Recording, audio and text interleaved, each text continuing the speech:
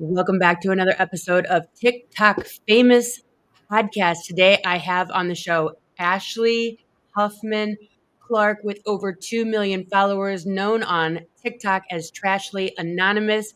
But there is no trash on this podcast today, ladies and gentlemen, so stay with us.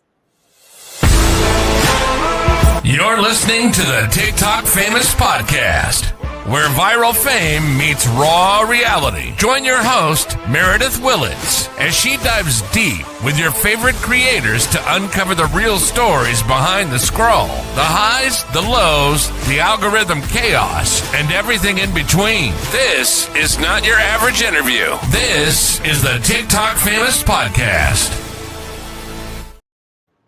Ashley, my Ohio sister. I'm from Cleveland. Are you? Oh, well, Yes. I am from Columbus, but I moved to a little village called Commercial Point. So it's like only 100 people here. It seems. Oh like. my gosh, that's small. That's way too small for me. Oh yeah, I know. Me too. Well, I have to say, so I'm probably 3/4 through your first book.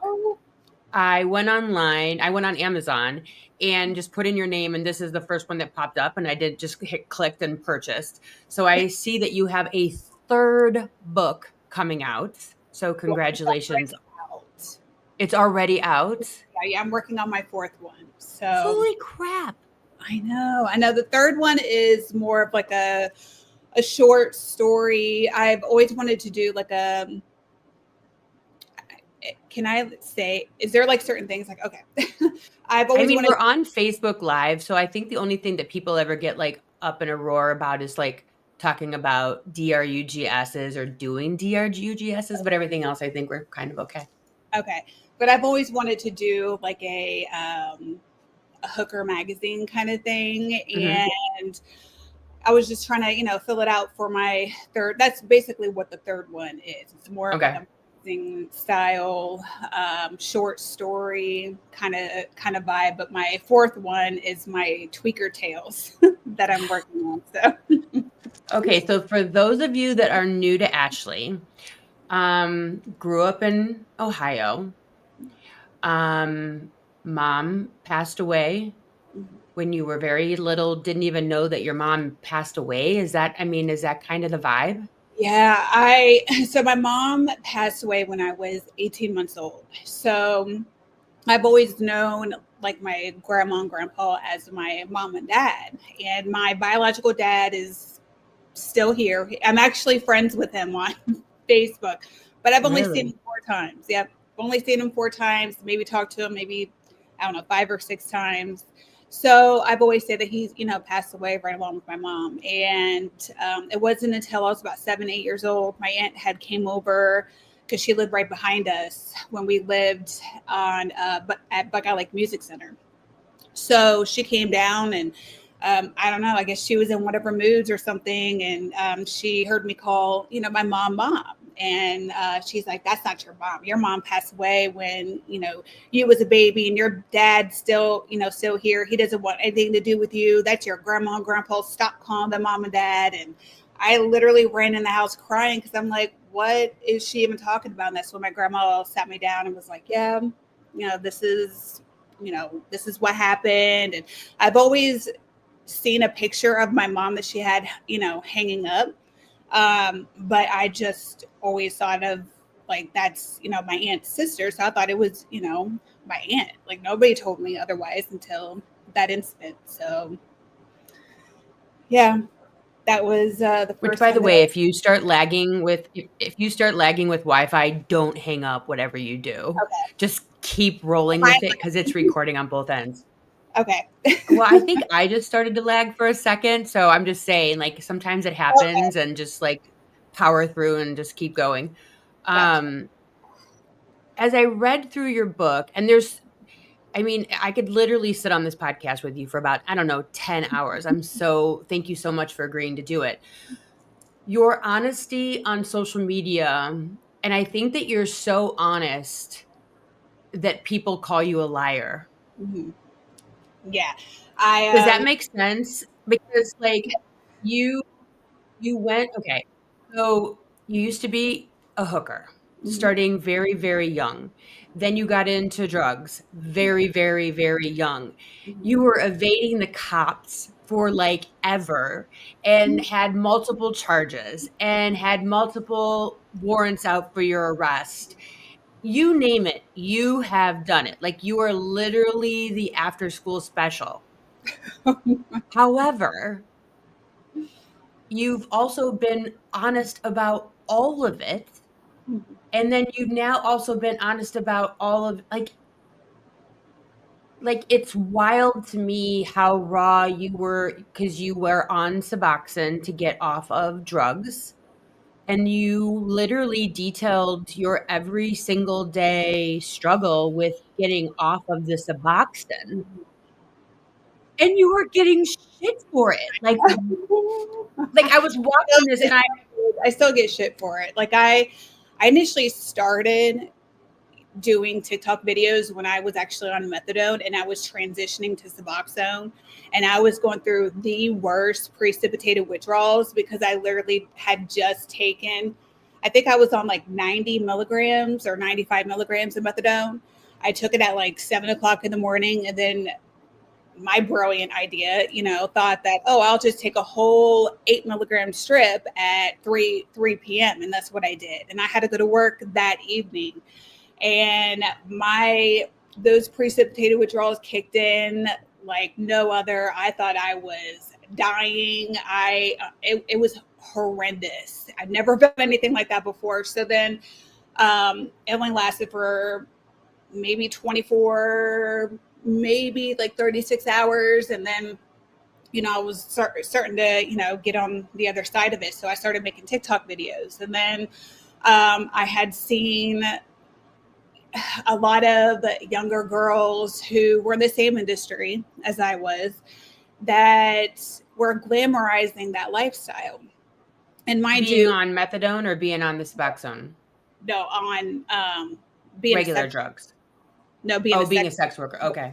That's that's why I decided to, share my story. And um, you know, I think what it is, a lot of people who watch me has never met anybody who has ever went through what I went through, and especially at Heck a young yeah. age.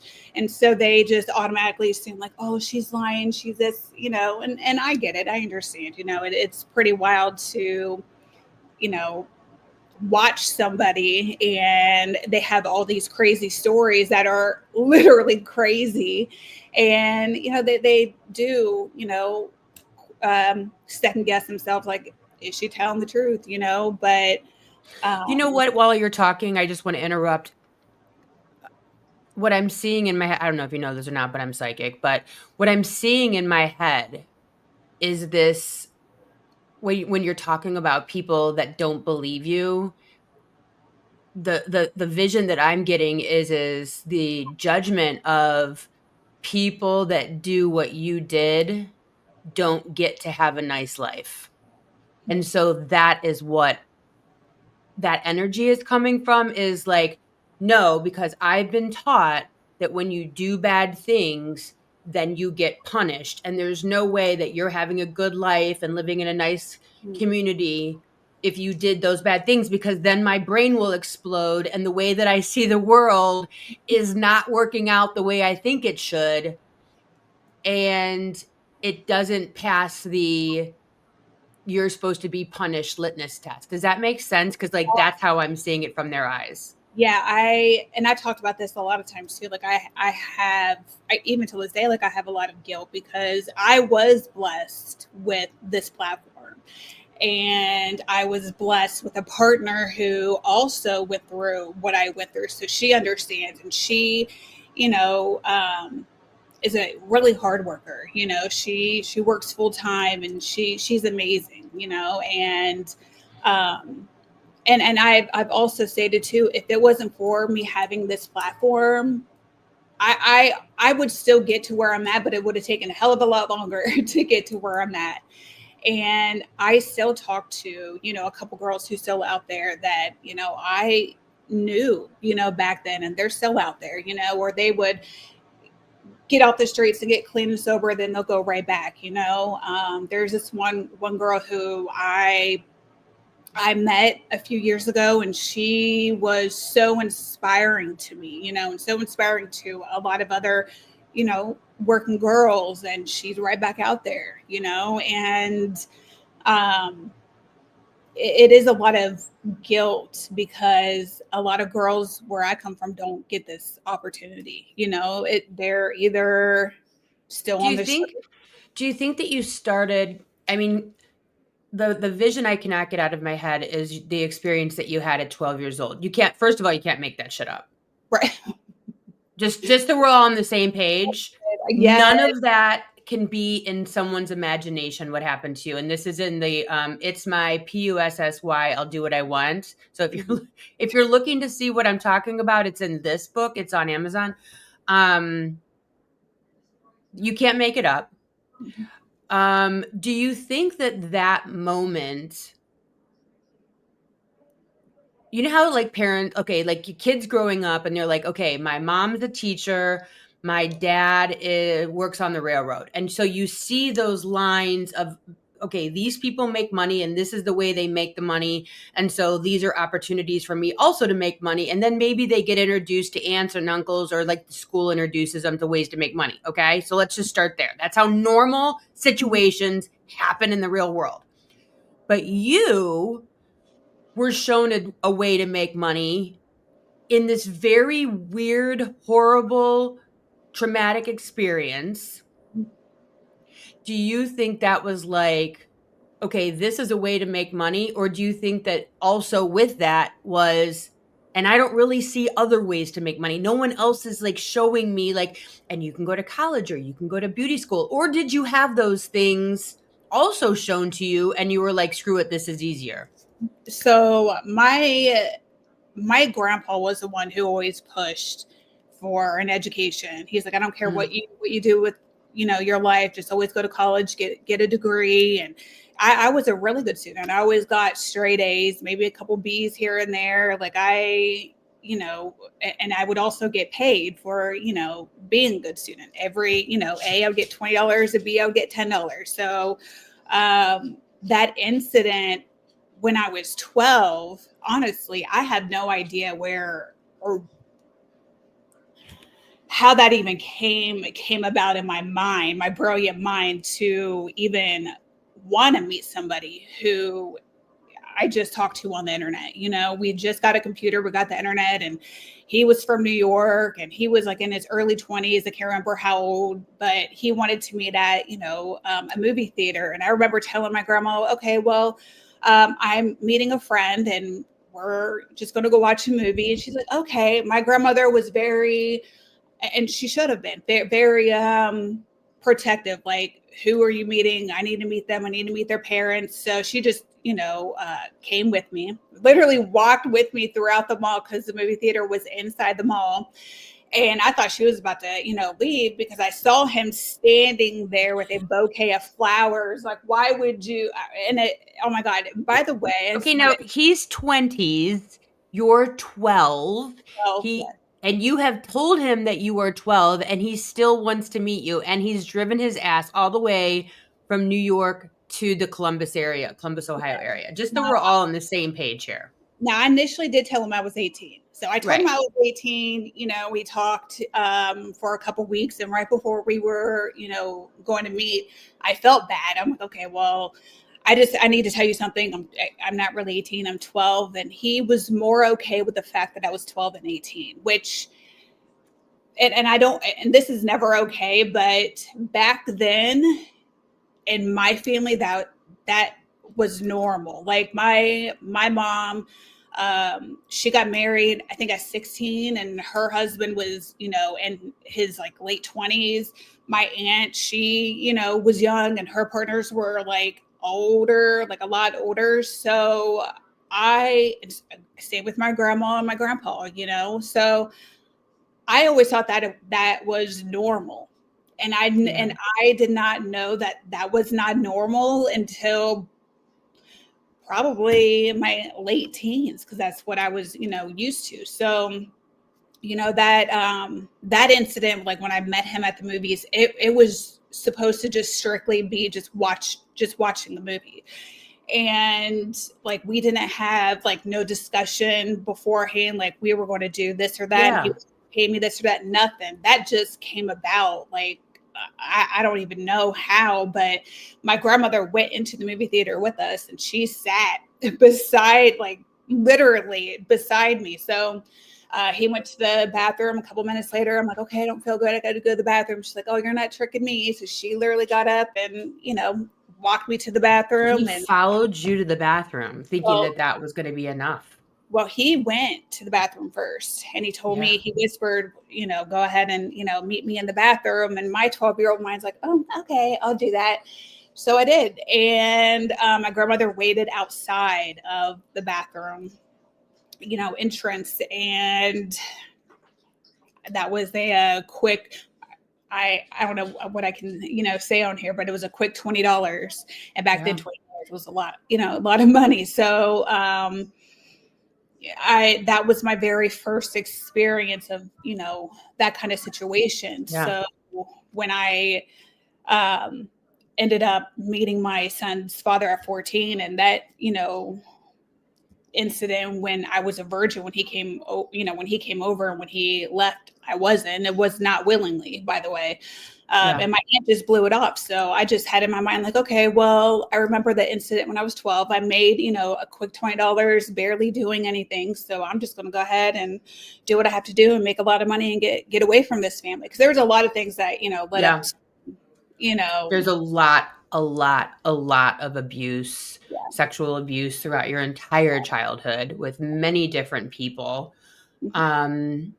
But what's so weird about it is that you're so compartmentalized, because although one might look at you and go, oh, she has low self-worth and allows these things to happen, there's also the other part of you that like had a lot of self-worth and like knew who you were and didn't take shit. Like it was like, this is a job and this over here is who I really am as a person. Like it was two separate brains, two separate, like you went into like worker mode and you were doing 10 tricks a day. Is that 10 or more? maybe even more during like when I started doing the tricks, I was completely sober. Like I wasn't doing anything besides weed. Am I allowed to say that? I don't know if I am. Yeah. But okay. But other than that, like I was completely sober. So it wasn't until I started experimenting with pills that's when, I guess it was just more, because I needed more. I needed more money for, Yeah, you were just chasing the pills at that point. I mean, you were just chasing. And I mean, you had like, that's the thing is like, do you ever watch movies and you're like, if that person could just use all these skills for good, they'd be a millionaire? That is literally you. I mean, you were running like a whole ass operation sex worker, a whole ass drug ring operation. Like you were able to escape places that like people are still trying to escape from, like weekly. Like you were escaping people's houses and you were escaping prisons and you. Well, no, I still can't. There's so many incidents where I would go to these men's houses and we would, discuss on a price. I literally would wait until they drop their pants, because they would always give me the money first. Always give me the money, and drop their pants, and I would take off running. I had that happen, quite a few times.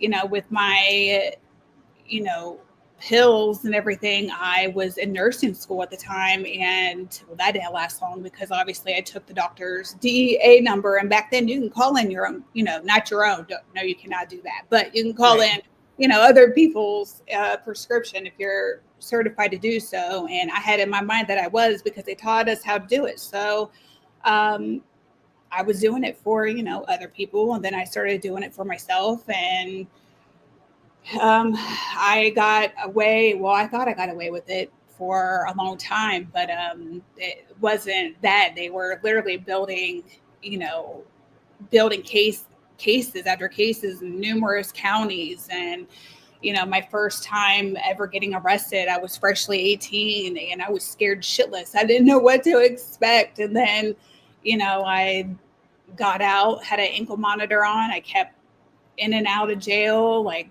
3 months here, get out for a month. Had to violate because I was an addict. I was still doing doing the most. And by the time I got sentenced to my mandatory 7 years, I had 13 months of jail time or 14 months of jail time credit. And then a little under 5 in prison. And the last year I had to do at the halfway house. And then they ended up screwing up and letting me go after 4 months. And I wasn't going to tell them I was supposed to be there for a year, so I left. And the cycle just, even when I was in the halfway house, it continued on. Even I was trying to do my best, during that month, stay away from the pills, stay away from, the sex work. The sex work was the biggest addiction of them all, Really? I started. Why is that? Why do you think that is? Because of, I think because with my family, I was born into like total chaos. So there was always something going on. And I love that. I feel like I thrive more when I have things going on, when I have chaos surrounding me. So, and even till this day, I feel like. Do you think that TikTok helps? Because TikTok helps me to learn shit that I would never learn about because I'm not in therapy 24/7. It's if you are comfortable with abusive people, or if you are comfortable with chaos, that's a trauma response because you are used to are you learning shit on social media that you would have never learned? Because I sure as heck do. Yeah, I totally am oh, trauma response. Yeah, I never knew anything about trauma bonding. I didn't know, literally before social media, I didn't know a hell of a lot of things, and yeah, it really made me take a step back and think well, maybe this is why I am the way I am. When I first started doing social media, I was so snappy. I was so, always on edge. Every time if somebody would say something to me, I always thought that they had defensive. it out. Yeah, very, defensive. very Same. defensive. And, it was all because of, everything that I've been through. And I never, honestly, I don't know why, but I just never put 2 and 2 together, and then why would we I right. call it programming. We're programmed to experience the world a certain way, and then we use the tools that we have gathered to experience the world and stay safe, right? There's so many times that you were severely put in danger mentally, emotionally, physically, sexually. And so you go, okay, this is my toolbox. And so I'm going to continue to fight the world the only way I know how to fight the world because it's worked so far. And so every time you experience a human being, you're like, okay, do I have my toolbox? I got my toolbox. All right, let's go to battle. Someone comes at me. I have to get out my battle axe and start swinging. That's normal behavior until we learn what we're doing. Yeah. And I had to learn how to, I'm still struggling to, even to this day, learning how to take, compliments, or learning how to take criticism, not always being on edge, with every little thing. And it's even harder now that I'm, completely sober. So I don't have, it's definitely no crutches. Are you, so you don't drink either? No. Same. Not anymore. Yeah. I did drink. I actually went to an AA meeting that I facilitated. Get out. Workhouse. And it was a couple years ago. And the girls there, they enjoyed that meeting. They even said that, this was the funnest, because I guess the ladies that facilitated it were not colorful, I guess. They didn't have a background like I had, and so Colorful. yeah, that's all I can say. That's awesome. Tell the judge that.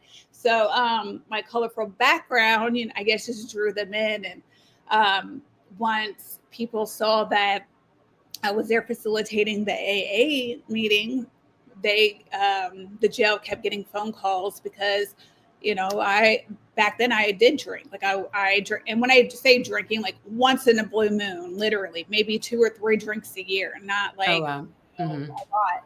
So because of that, and they literally sent them like screenshots of me drinking and stuff. Like I had one of the deputies reach out to me and tell me like, well, you can't facilitate the AA anymore because of this reason.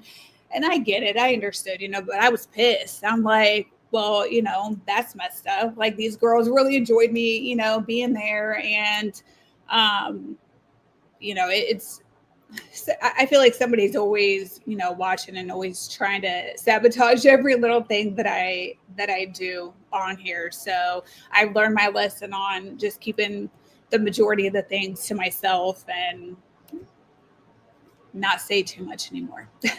I don't know like what your spiritual practices are. But there's a part of me, because of my own experience and talking to others in many different capacities, that I look at the life that I've led or others have led and I go, okay, this person was able to shoulder and is a very strong human being, very strong spirit, as we all are, and they live this life in all of these different crazy ways because then their higher self, their spiritual self, whatever, knew that then they would do something with it. They wouldn't just like have it and then it goes nowhere. Like you had this experience. Like when I go back and I'm reading your beginnings, knowing you now, at least in a, a very whatever, just watching you sort of way, I can't help but as I read it. Now, if I were to read this without knowing you online, it might be different, but knowing you online and then reading it, okay? Every single time I'm reading this craziness in here, I'm like, but it's like these crazy ass people. You should have been killed 1,000 times. Let's just put it that way. All right. You should not be here. You were saved by the grace of God, period. Okay. But it's like every story that I read, I'm watching it going, she used this. She uses this now. She survived this. Like, I don't know how to explain it outside of, it was like this master plan that should have never happened. You should have never survived it. But now you're here and you're doing something with it that a million other women would not have done, would not have shared, would not have written about, would not have talked about, would not. And so like by way of all the things that you went through, you are able to then be a teacher. Does any of what I just said make sense? Yeah. Yeah. I told my wife, I remember it was like in 2019, 2020. I told her, and I wrote this in my book that I was, sitting on the bed and I told her, like, I feel like something greater is going to happen. Like, I don't know what it is, but at the time we were living in this, this house that was literally right smack dab in the hood, and, can't go outside for 5 seconds without, something happening. And, I had just filed for custody back of my kids. And I told her, I'm like, I feel like there's something that is going to happen. I don't know what it is, but a lot of people are going to know who I am, and it's going to be like a good thing. And, I feel like, and I have talked about it too, that I feel like I have lived so many different lives in one lifetime. It's just so crazy. Like, when I was working the streets, I was almost 400 pounds walking them streets, and I look like a completely different person now. You know, I went to prison twice. I have been arrested so many times, and I did put myself in all of these crazy, demented, vile situations that I shouldn't have made it out. And I still think, like, and I know this sounds crazy. I know people think I'm crazy anyway, so it's fine. But I think to myself, like, did I really make it out? Like, maybe this is like a different like timeline for me. Maybe I didn't make it out then, and this is like a new, life for me, like a new, life, jumping like timelines and stuff. I say that to my mom all the time. She's like, "You're crazy." I am. I'm certifiable, but like but you're not like trying to wrap your brain about being with those two guys. And this is in it's my P. I'll do what I want. You're in a an alley with two guys, and they're violently taking advantage of you, violently. And you describe it, and they have a gun, and I'm like, how is she going to make it out of this? I know you do, because I know the end of the book. Right. I'm talking to her on a podcast. So but like I said, if I just bought this off the shelf, there's no way outside of the fact that you wrote it that you survived that. Yeah.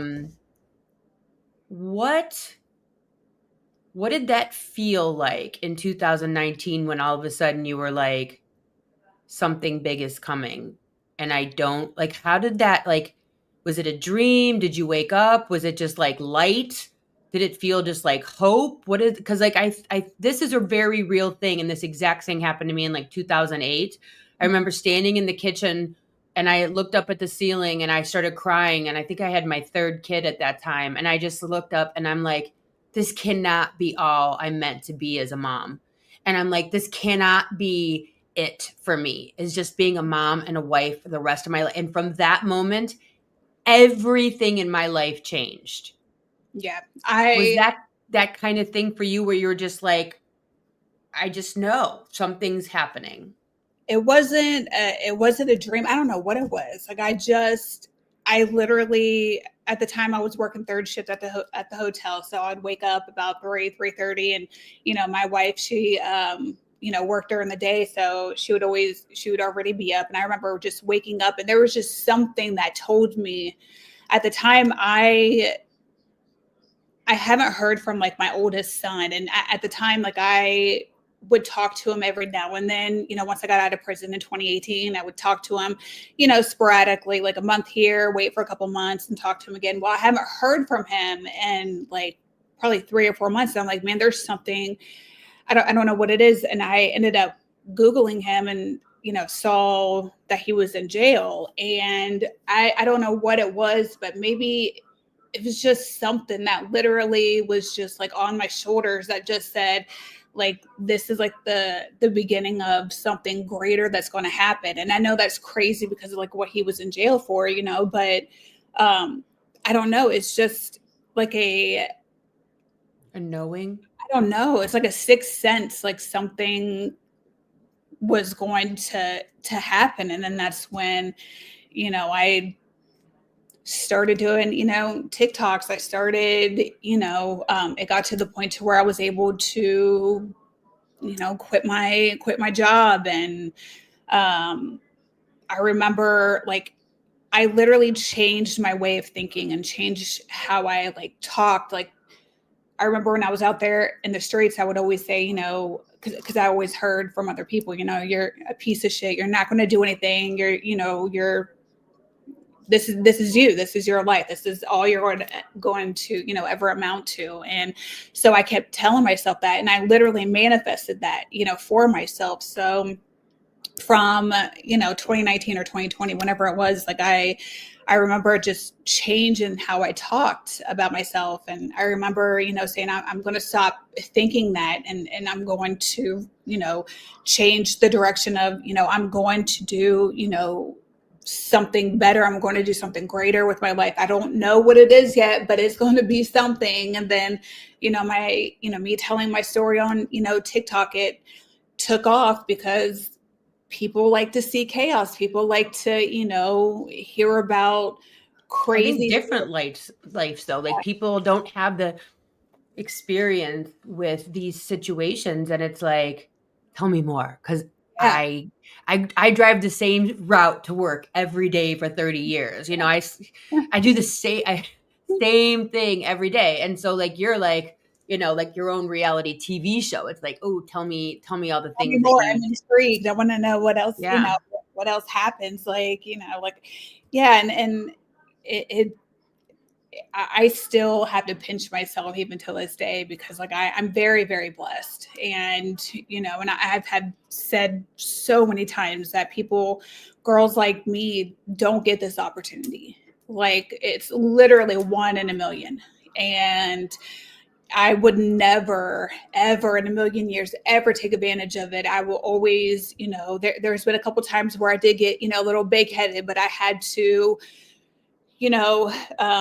come down off of my high horse and, literally think back to like where I started and how, like where I came from. And I would never take advantage of, my platform. And, the reason why I even started this was because I want to share with like the younger generation that, the main reason of me even telling my stories, because all these younger girls were glamorizing that lifestyle, and that's not how it is for the majority of the people. I started out online and ended up right there, on the streets. And even after you stop, you're going to have some kind of trauma that is, connected with it. And I didn't even know that. Like once I stopped, I thought I was okay. But then the night terrors came, my anxiety came. Even to this day, like I have a really hard time going anywhere, by myself. And, it's definitely, that's more of a reality than, getting into that industry and making millions, like that right there comes a dime a dozen, and this, I just never, I always want women to know that there's better out there. There's a better life. There's better, life on this side of the tracks is a lot better than, even where you are right now. If you're in that lifestyle, Yeah. there's no good that comes out of it. None. What is your views, because you understand that energy exchange, right? You understand you are literally, no matter how much money you're getting from it, you're still leaving yourself a piece of yourself in that experience, right? What do you say to girls that are glamorizing sugar daddy lifestyles, or these sugar girlfriend lifestyles, where they think that they're getting something by that exchange? What would you say to them? Because they're like, I'm getting a Range Rover, I'm getting a expensive like car, like you don't understand, this is a good deal for me. What would you say to them? Well, I mean, listen, I'm going to be honest. Like if I didn't have sugar daddies, like Right. back then, I only had maybe two or three like regulars, and they weren't even, sugar daddies. They were complete Daves. But I mean,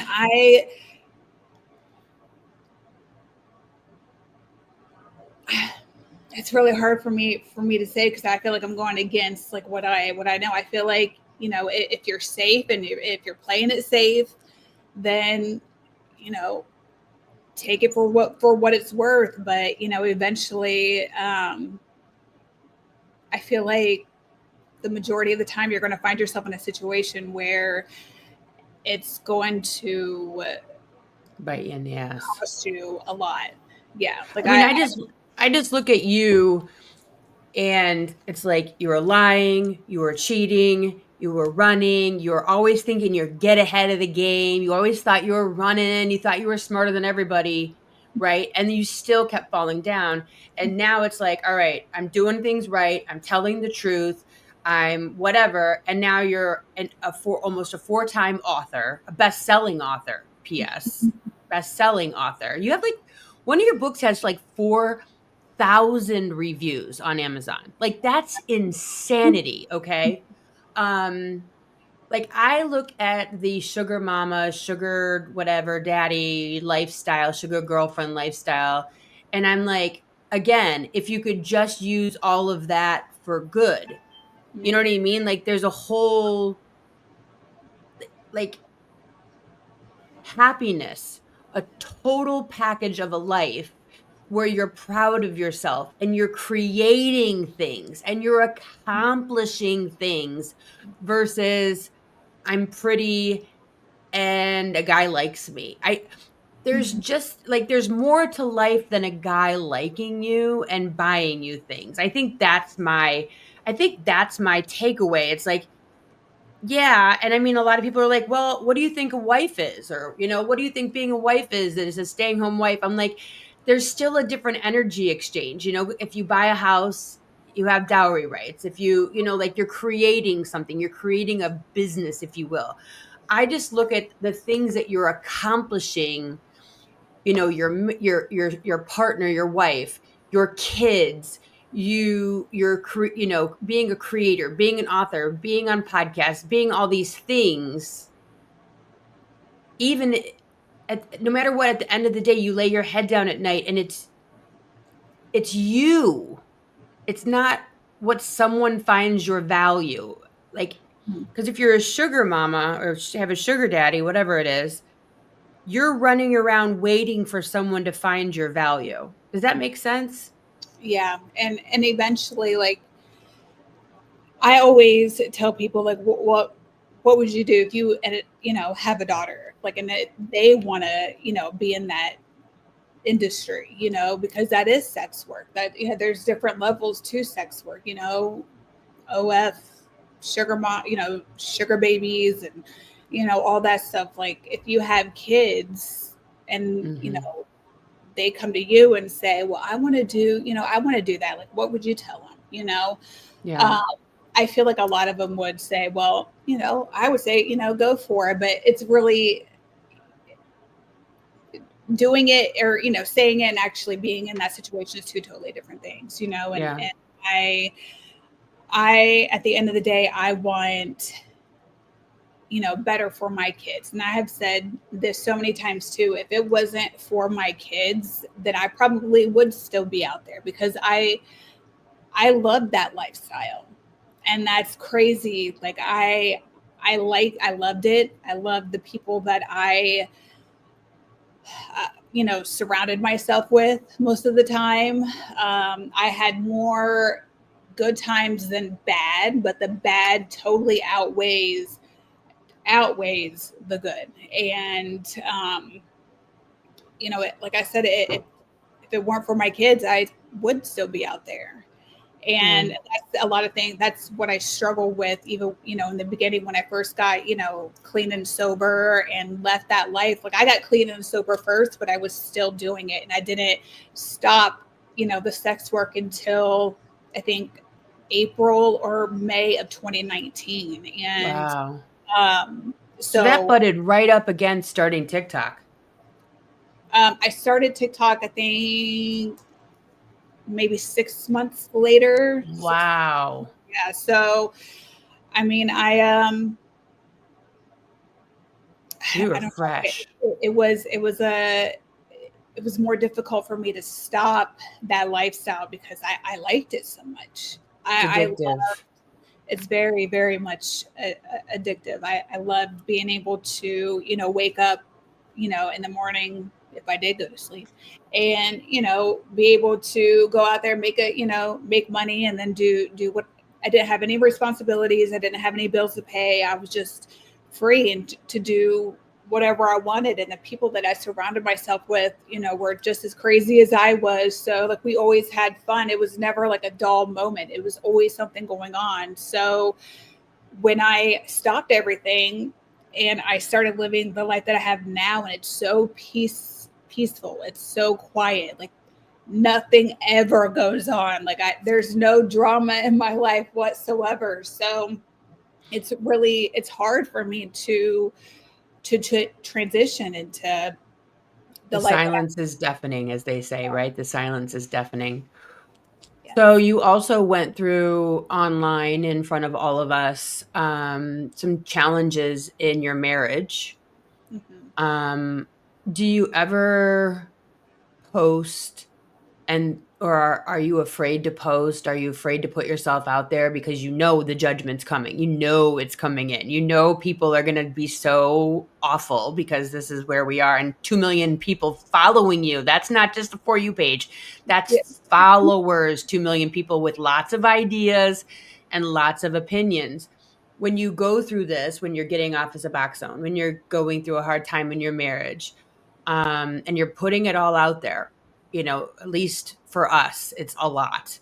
Meaning it might not be all, but it's still a lot of your personal life. Do you get nervous? Do you care? Or are you just like, screw it, I'm making a video?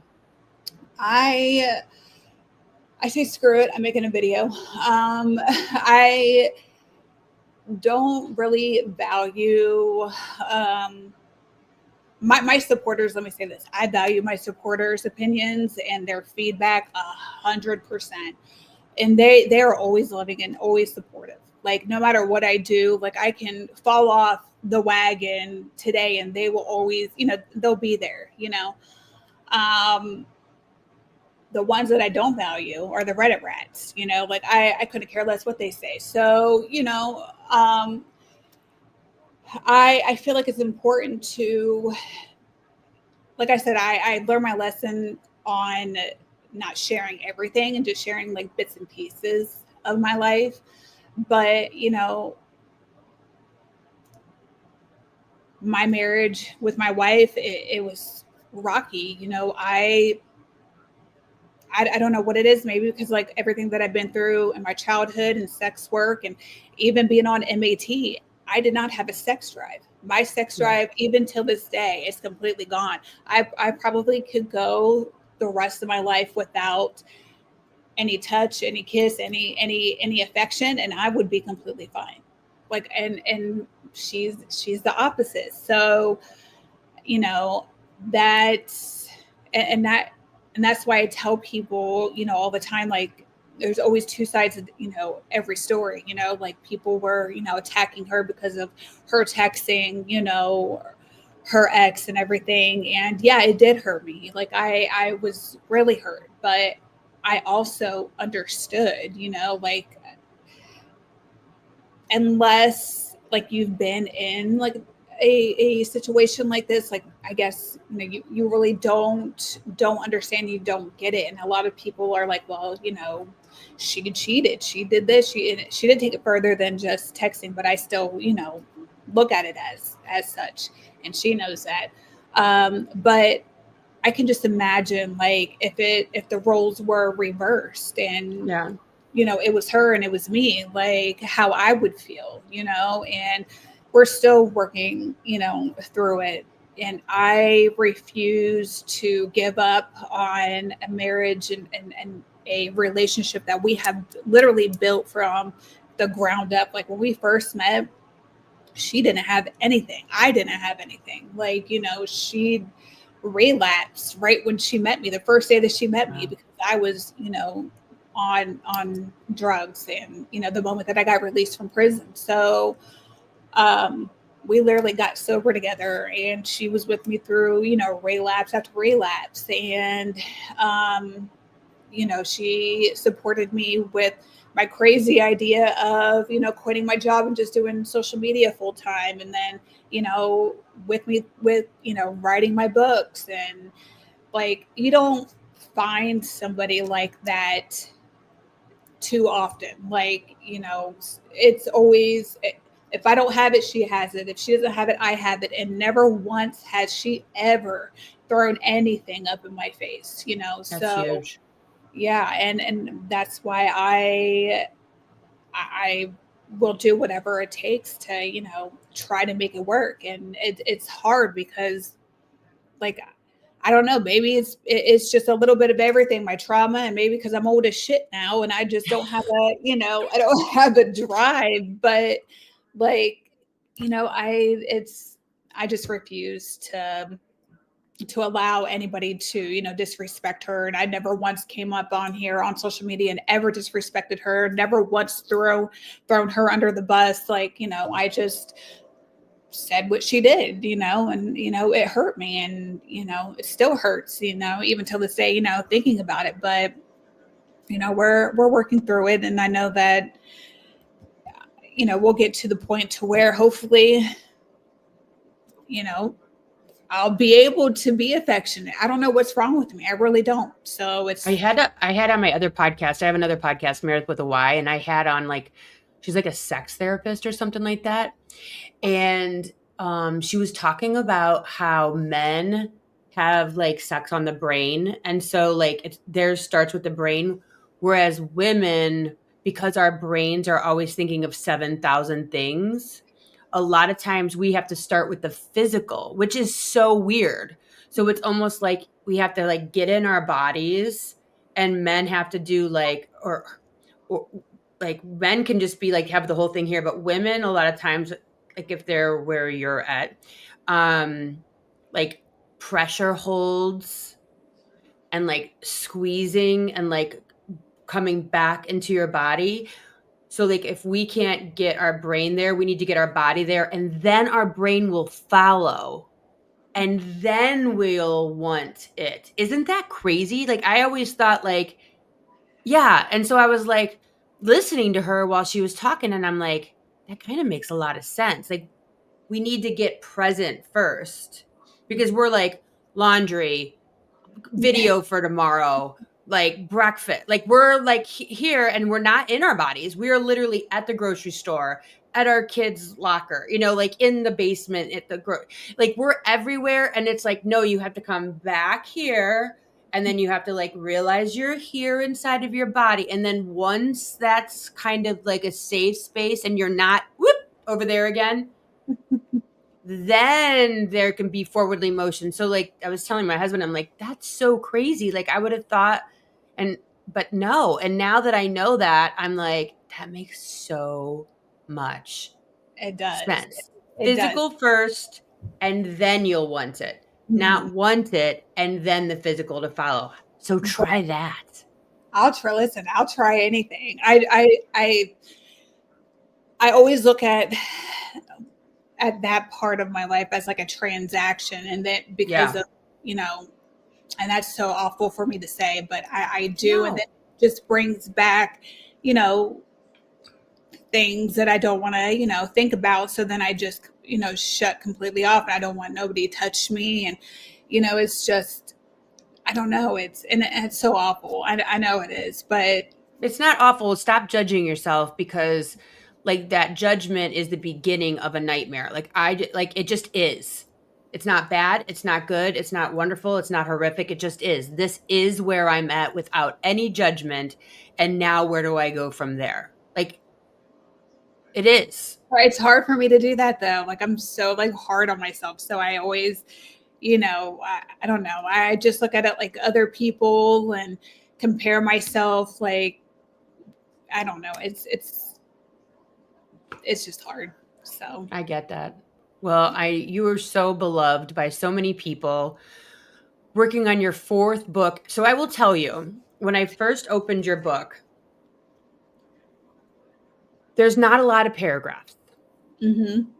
It is a stream of thought. And so I opened the book and I was like, oh shit, what did I just get myself into? I'm reading a book by an ex-hooker drug addict. This is going to be a wild ride. Mm-hmm. This book is sitting down with one of your girlfriends, and you're there for a girl's weekend, and she just unloads on you everything that she's ever done. And you are so enthralled that there's no even reason to speak back, and you might take breaks to eat. That is what this book is. So when you get this book, because it is a read this damn book. When you get her first book, It's My Pussy, I'll Do What I Want. and you go into it, just be like, my girlfriend's, because you're talking like you're talking to your girlfriend. Like that is how you write is how you would speak it. So I don't know if you recorded it or what, but it's exactly like some of the shit that you say. I'm just like, and damn, you have no idea. Like that shit's for real. Like that's exactly how you write it. Yes, and that's how I wanted all that. That's how all my books are. Like so back in the day they had these urban books. I forget what the heck they were called. Triple Crown Publications. They were here. I don't know if you've ever heard, but they're in Ohio. Like it's authors in Ohio. And I remember when I went to prison for the first time, there was an author that was in prison she was a lifer, and she was writing, one of her the Triple Crown publication books. And so she had me, read some of it, and I was like, oh my God, it was like off the wall, and she was like, listen, she's like, I'm just writing whatever the hell comes to my mind. And if, they like it, they like it. If they don't, they don't. So when I was writing my book, like I literally wrote, first I was writing everything out. Then I ended up going on the Word document, typing everything out. And, that incident brought me back. Like, this is what I'm talking about. All the things, all the stepping stones brought you to today. That's what I'm saying. Yep. So never look at any of your life, any piece of it, as being without. Because, like, what is the chances you're in prison with an author? That's not possible, Ashley. It's not possible. That shit doesn't happen. So never look at. She started working with me when we worked at Hilton Hotel. She got released. I think she got released after 18 or 19 years. And I was working as a houseman, and she was working as, I think, like some handyman or something like that. And she was in the break room, and I was sitting there, and she was saying how she just got released from prison, and Hilton Hotels are like a second chance employer. And I'm like, and she told me that she written a book. I was like, I remember you, Keisha Green. I remember who you are. And then it was just that's kismet. That's universe, sis. Yeah, it was crazy. That's insane. Well, thank you so much. Get her book. I'm got the first one. Now there's 3 more that I have to go get. They're on Amazon. Like thousands of reviews. They're amazing. This is amazing. Like I said, it's sitting with a girlfriend, and she's just running her mouth telling you everything about everything. It's so fun. I appreciate you. Check her out. It's Trashley Anonymous on TikTok and Instagram, right? It's the same on Instagram. Yep. But thank you so much for being with me today. I appreciate you so much for agreeing to be on. Well, thank you for having me. All right, guys. I will see you here next week with another amazing guest from TikTok Famous. Same time, same sandbox. Bye. Thanks for tuning in to the TikTok Famous podcast with Meredith Willits. If you're loving the unfiltered stories and behind-the-scenes truths, be sure to subscribe, leave a review, and share the show. Until next time, let's get famous.